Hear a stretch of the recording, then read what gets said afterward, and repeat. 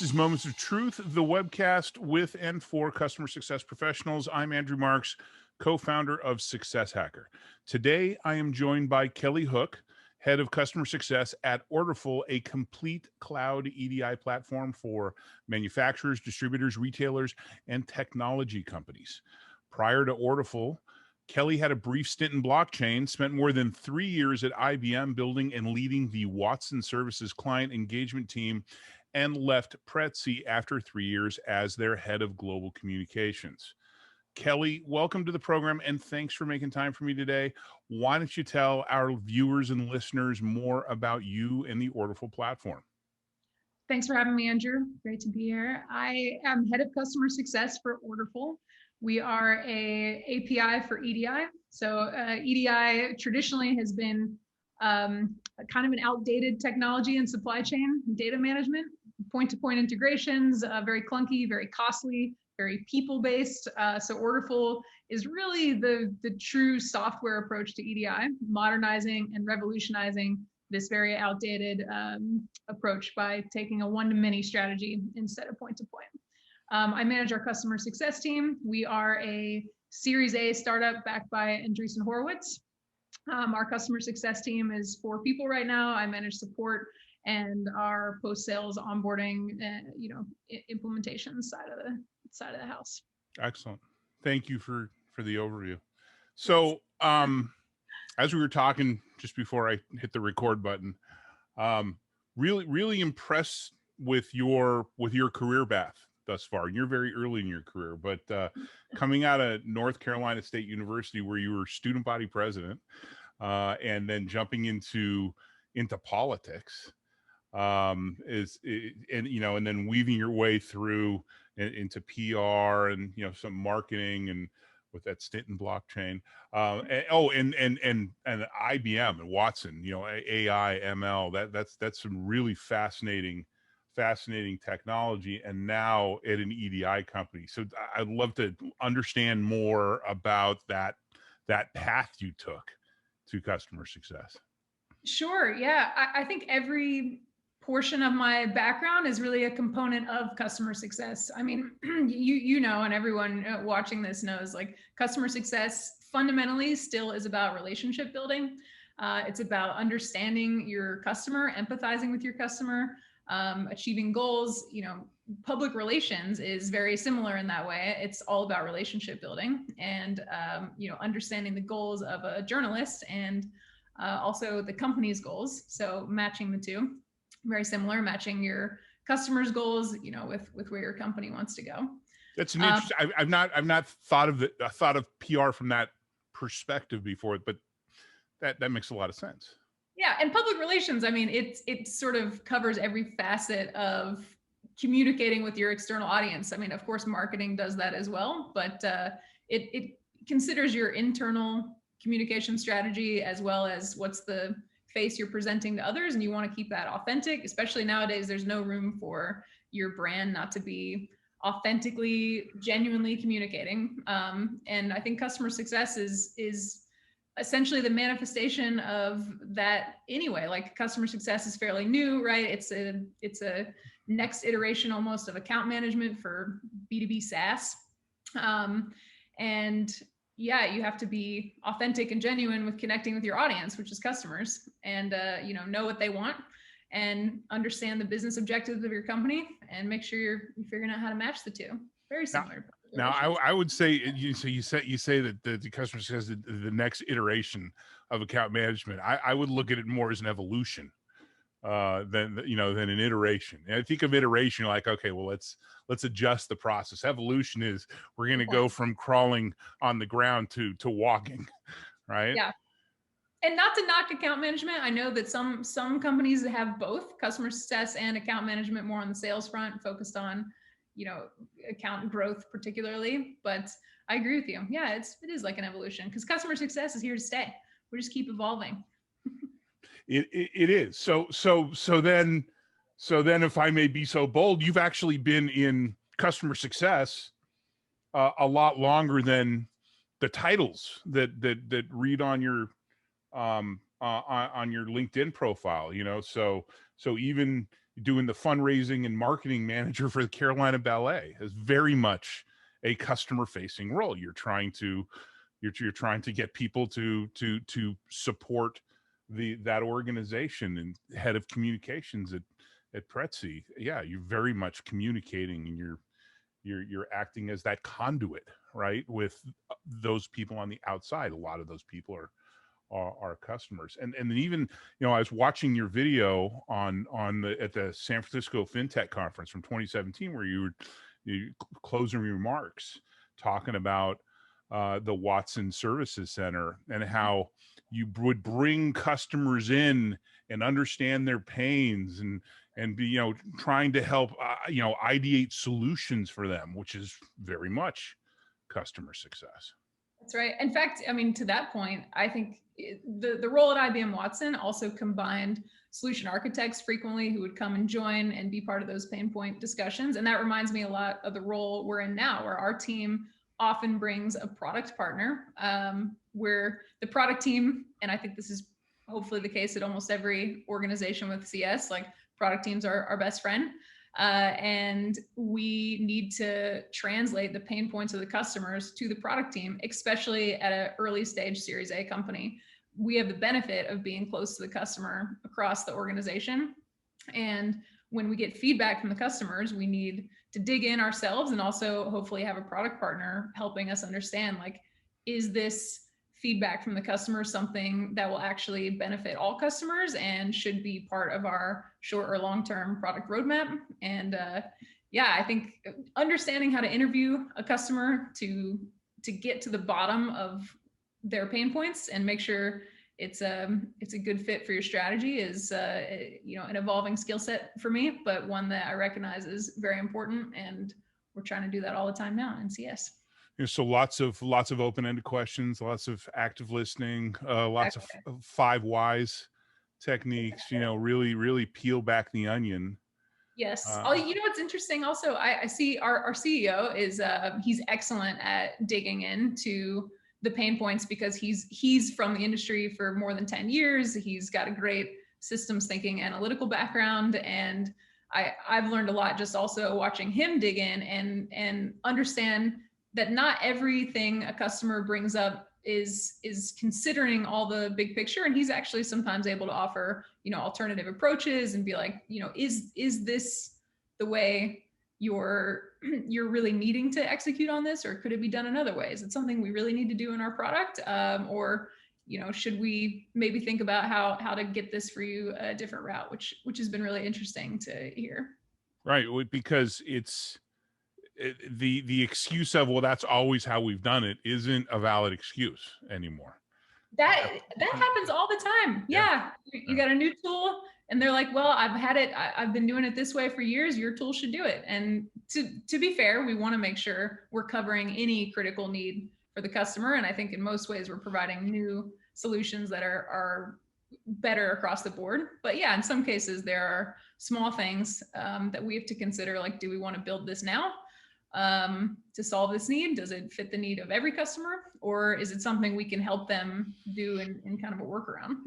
And I think that's important, and that's important conversations to be having. That's important to recognize. I've been part of early stage pre-Series A, Series A companies as well. You're walking a fine line in there, right? You've got limited resources. You've gotten basically you've got that initial funding, right? But you've got to be very careful about how, what you're spending your focus on, your time on. You sometimes do unnatural acts. What you do from a customer success perspective, actually what you do from a decision-making perspective in a Series A, it varies greatly from what you're doing by the time you get to Series C, Series D. I can imagine. Yeah. I can't wait to find out. Yeah. Well, that's a good thing to be shooting for. Absolutely. And we're going to get there. Yeah. We're growing really rapidly. So even just between Q2 and Q3, the influx of new customers and even how we've had to shift the way we think about onboarding, being repeatable and scalable now versus how we were doing it at the beginning of the year is quite a rapidly evolving journey. And I would think that there's been even more. So business is growing for you. Yes. Business is growing. Yeah. We're very lucky in this pandemic environment to be a company that's fairly sticky. Yeah, we in fact August, September, no churn, not even in downgrades or cancellations, like 0%. We're in an industry where people need this service. So if they've built with us, we're helping them. And I don't think any customer we have right now is really thinking that supply chain is an area where they would want to downsize. Well, they need it even more now. I mean, the pandemic has changed the way in which we shop. I mean, you want to be able to still be relevant to consumers in the face of what we're dealing with, where we're dealing with social distancing, and people are very tentative about going into, even big box stores or even small stores and small confined spaces. And it's if I can order something online and be reassured that the entire supply chain and the whole inventory chain is well connected, and then go down to my to the parking lot of my Target and have them bring it out to my car. That changes everything. I mean, and it also, what's for years we've heard about how the retailers are complaining that, Amazon's eating us for lunch. Well, I'll tell you something. If I could reliably order product and go down, and half an hour later get a notification, go down and pick that product up without walking in the store, why do I need to order from Amazon? It's even easier for me. It's immediate gratification. I haven't walked into Best Buy for the last 6 months, and I just go down there, they throw it in the back of my car, drive home. 100%. And we'll never go back. Our expectations are forever altered to want instant gratification. It's interesting. I'd also say, I mean, right now, one of the benefits that we talk a lot about with prospect customers is just the amount of cost reduction and time savings. And I think everyone right now is really interested in not having new hires to start a new product or service. How can they scale with their existing resources and save money? And so, if you can have a tool that does that in a significant way, I think you're in a good position during this time. So talk to me about your experience. So I think we've established that you've actually got a lot of customer success experience. So regardless of what the titles are, you have a lot. I see 10 years at least of customer success, or almost 10 years of customer success experience in your background. So that comment you made before we started about being, it early in your career, not really. So I'm gonna call BS on that. I will add the data analytics is a portion of customer success I want to keep evolving, and I've recently, become certified. I'm learning more about it, but I think that is a component of customer success that we're just going to keep seeing be more and more important, because you need that data component. So that's the part of my background I'm still continuing to enhance. We just announced a program with Ed Powers, who's a partner of ours, who data-driven decision making for customer success. So we 100% agree with you on that. There's always going to be a component of data analytics, whether you are dealing with a low touch strategy or a high touch strategy. You should always be looking at your data set, your cohort. What can we learn from our customers? Absolutely, because that's where the truth lives. I mean, we make assumptions, have biases, but the data is the truth. Yes, one data point does not make a trend. So tell me more about. Let's talk more about this experience in the round A. Like I said, I've had plenty of rides in round A companies. So building customer success early stage company is a different beast. Well, over the course of even this year, we've shifted so much in the way we approach the post-sale experience for the customer. A year ago, we were doing full project management. I mean, we had a project management software we were using. We were having a Slack channel for each customer, and we were really helping implement. And then we shifted strategy to be like, we knew that the type of company we want to grow into, which is this self-service B2B data trading company that anyone can connect to the platform and just start on their own. They don't need us as an intermediary. And we were able to begin that in Q1 2020, and we got rid of project management. So, it was like a transition for legacy customers, and then our new customers came in under this self-service model. And that's been a really interesting transition for me to think about, and for our team. Fortunately, the customer success team that I have the opportunity to work with, they are industry experts, as well as, have solution architect background. And as we've made this transition, they're able to really assist customers and guide customers, which has been the most critical learning. It's like, what does it mean to guide a customer through onboarding with the fewest touch points that are actually the most meaningful? We didn't have any structured training to begin with, and we're still building that out. Like, I'm looking into right now, how do we get repeatable videos that are short snippets and like interactive and actually helpful. We use in-product guides right now. They get a training with our team, but yeah, just really trying to understand how to provide the most assistance in a way that's helpful for the customer, because you and I, like, people in general don't want to interact with the vendor as much as I am always like, wow, they want to have all these calls with us. Like, I'm going to do all these QBRs, and we do, but I know that deep down they want to solve the problem as quickly as possible, and they want to do it with the fewest touch points. So we're trying to figure that out right now, and just blazing the trail ourselves. Yeah, well, it's taking the fiscally responsible approach to customer success. Yeah, touching making the time on your calendar to reach out and touch the customer and provide value and all that stuff, and kumbaya and whatever. I mean, I get all that, and that's what we want, but we also we need to do it in a way that allows an individual CSM to touch as many customers as possible, because the more customers that CSM is able to touch, not by working 80 hours a week, but the more customers that they can touch, the more profitable we are as an organization, right? It's a numbers game. And so the key is identifying what those moments of truth are.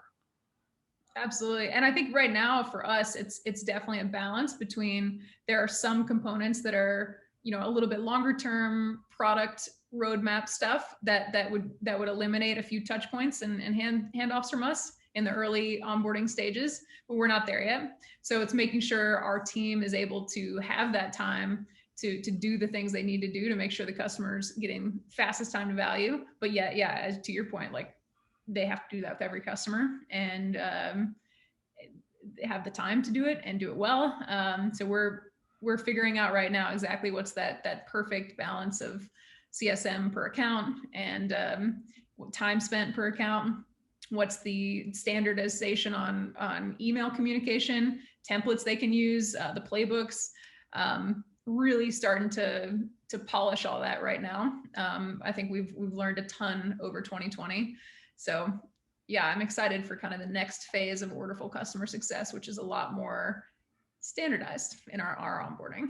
Well, as we like to teach in our classes and mentor to our teams, the better you're able to manufacture success, create that predictable, repeatable approach, right, the more control you have.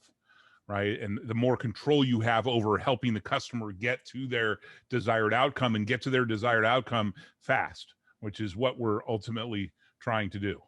Right. Exactly. So it's a process, methodology, playbooks, all those tactical tools are necessary, but it's a process type approach, process type thinking. It's not whack-a-mole. Right, that doesn't scale well.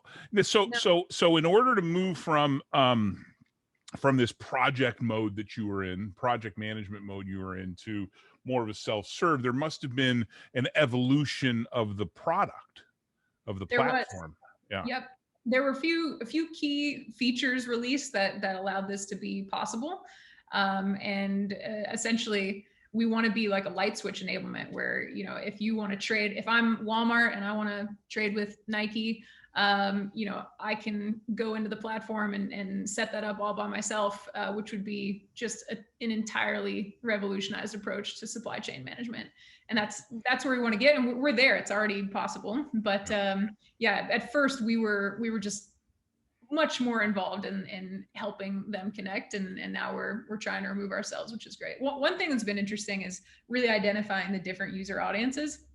Developers are a main user of the platform. They set up the original integrations, but we also have business users who are not technical in any way, using the platform, looking at transactions, learning how to resolve errors in a rules editor, and trying to make sure we have the right communication and the right tools per audience and the right quick onboarding per group.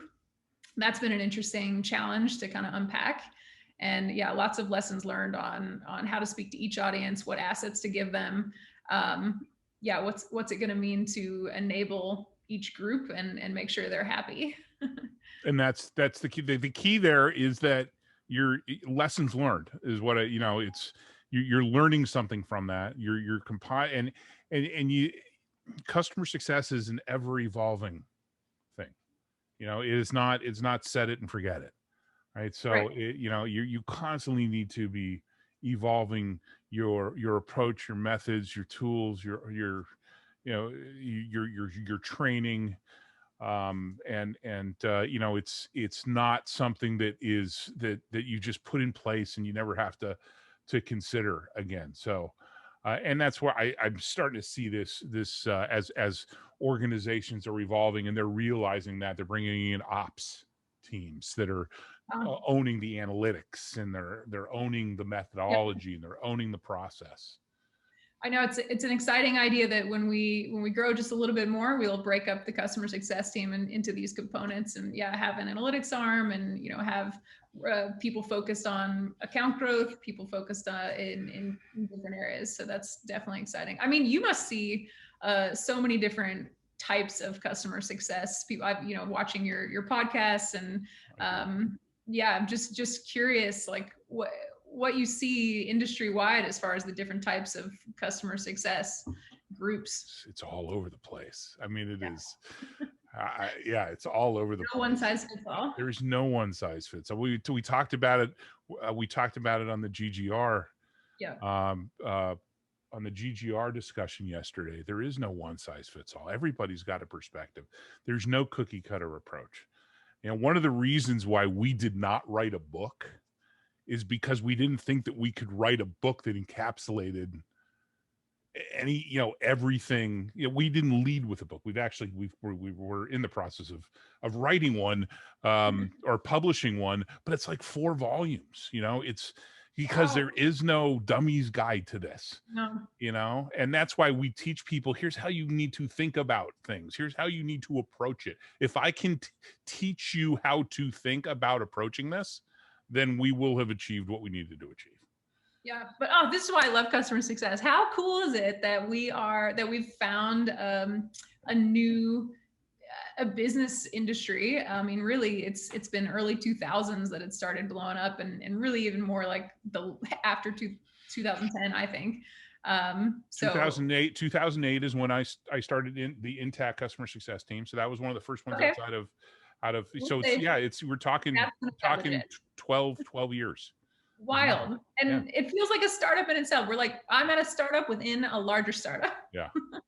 But customer success is probably more like series C by now. It's a wonderful community. I think Success Hacker and all the content you guys provide is one of the reasons why people can have a little bit more structure to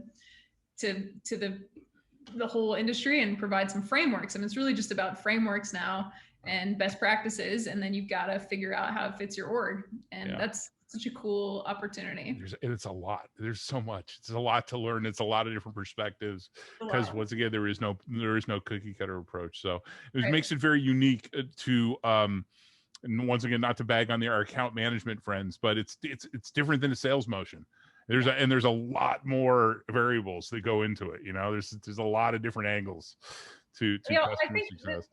the sales, one thing that I like to think about for the differentiation between account management and customer success is just the fact that CS outlines these success metrics with the customer when the deal closes. I mean, typically, Yeah. right? We know what the customer values, what their pain points were, what they want to solve for. We have metrics we track along with them, and then we're held accountable for that with the customer. And that's so different than the account management approach, which is just trying to figure out how to do account growth, which of course customer success cares about as well. Like we want upsells and renewals, but we look at the only way to get there is by helping the customer achieve the goals that we outlined when we started. It's a different path, right? Exactly. It's a different path. In account management, it's I'm gonna map my stakeholders, and I'm gonna look for ways in which, right? In customer success, how do I figure out how to get you to where you need to go, and do it as quickly as possible, and then find the next thing, right? It's about making sure that you customer are getting $1.05, $1.10, $1.15 for every dollar you're spending with us. That's where it comes from. And I know we only have a few more minutes, but I've got to ask you, with your experience with Watson. Some people get wrapped around the axle about, machines are going to take over the world, blah, blah, blah, blah, blah. But in your video, you talked about how H&R Block is using the IBM Watson technology to help tax preparers augment, their tax preparation activities with their customers, because there's 74,000 pages of IRS tax code. And so when I think about that, I think about how you could, that we're not there yet, but there's an opportunity where you could have some sort of augmentation for the customer success manager that allows that CSM to manage more customers, right? Which we were talking about earlier, about how it's got to be as fiscally responsible as possible. Do you see that? Is that something that you think, is going to happen, come down the pipe here in the next, decade or so? I mean, absolutely. And I think we're already seeing it. The phrase I love that IBM likes to champion is like, it's not AI artificial intelligence, it's AI augmented intelligence. And this idea that, you can have a system that's essentially understanding unstructured information, and they've got a lot of other variables as well around data analytics, but we'll focus on unstructured information for now in CS. There's tons of content, let's say on your personal website, or that you need to pull up at any given time about an account, or maybe about your product itself. And you can have a chatbot or an assistant right now that's helping you raise information as you're talking to a customer. We don't use that at Orderful, but I see it all the time with customer service, of course, where there's chatbots. That is augmented intelligence, right? Where a chatbot can facilitate some of the initial correspondence between a customer and the bot, and then escalate if there's a notice in the tone. Maybe the tone in this chat is not going well, escalate to a person. Maybe there's an answer here that's not being understood, escalate to a person. And I struggle a little bit with that, because you don't want to have an impersonal feeling to your product. Yeah, that's the challenge I have with those things. It's still impersonal, It's still impersonal, and sometimes the response isn't what you wanted. I mean, more often than not, even. but it's the beginning. Yeah. And I think it's probably nicer to think about it more on the other side. Like, the customer can always interact with the human when they want, but on the business side, like, we have an assistant helping us retrieve information, whatever that information may be, exactly when we need it. Yeah. And it's the idea of like an extended memory that's accessible. I think one of the interesting challenges, though, that we talked a lot about with IBM Watson is people have to know how to query that information successfully, and like asking the right questions. Same with data retrieval.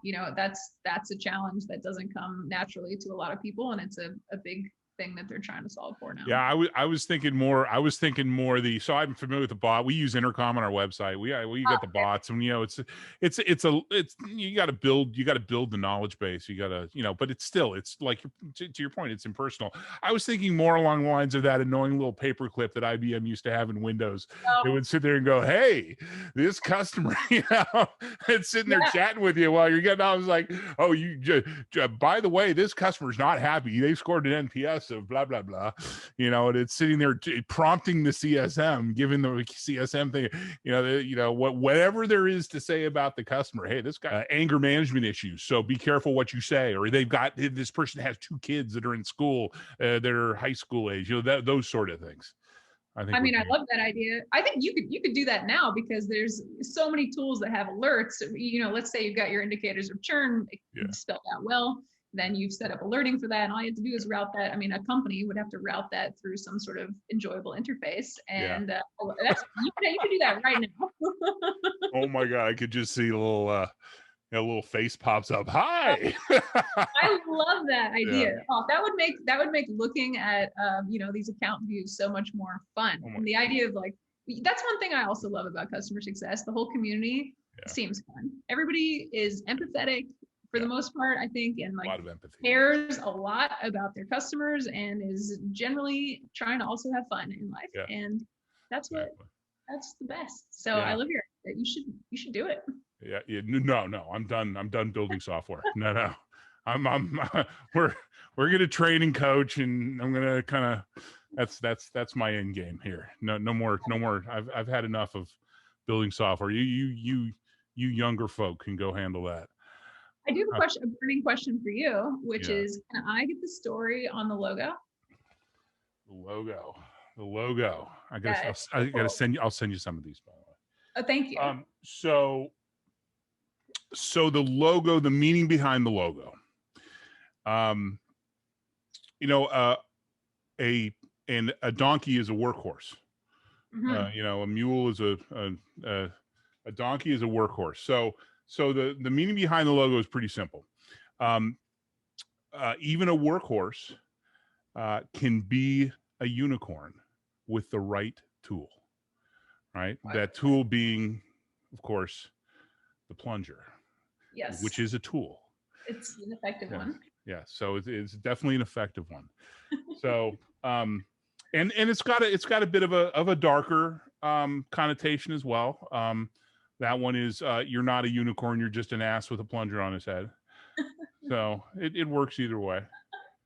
You know what? This in a moment of vulnerability, I deal with imposter syndrome just like anybody else, and I think all the time about how tools and learning and immersing can help me overcome this and really be the leader and customer success expert that I want to become. So I actually really resonate with that logo. I'm like, you're not trying to cover anything up. Be yourself, get the right tools, work hard. Yeah, exactly. That's it right there. Yeah. Be yourself. Yeah, I'll tell you, being myself has helped me throughout my entire career. I have some lifelong friends now who originally were customers, right? That comes from being yourself, opening up, being approachable, establishing relationships. It's kind of my superhero skill. It's why my partners regularly laugh at the fact that that I know so many people and they like me. So it's don't ever lose it. It definitely, yes. Don't ever lose it. Everybody follow that.